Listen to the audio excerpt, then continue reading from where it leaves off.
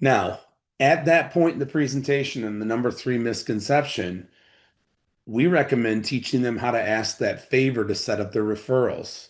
And that favor is simple. You would simply say, Scott, I want to ask you a favor before we move on. So far, have I given you some things and taught you some things that could help save a life if you ever have a fire in your home? And Scott's going to say, well, yeah. Yeah, well, that's good, Scott.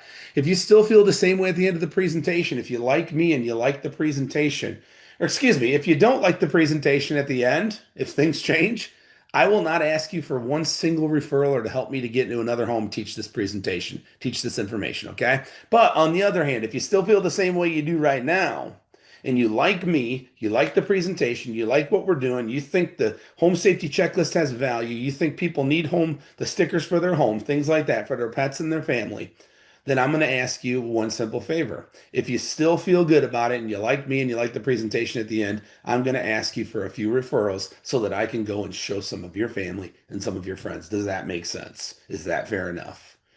The favor is simple. You're simply letting them off the hook. Hey, if you don't like the presentation, if you didn't see value, I'm not going to ask you for any referrals.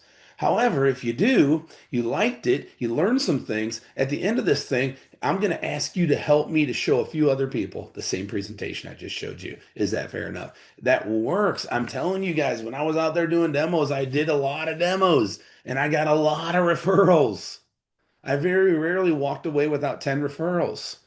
But I asked that favor of everybody right at that point. Right after I gave them a whole bunch of stuff for free, I then asked them for a favor. That is the time to ask for the favor. You just gave them things, physical things, literal things that could save their life. You get them to admit that they like the presentation so far. That's the first step to the favor.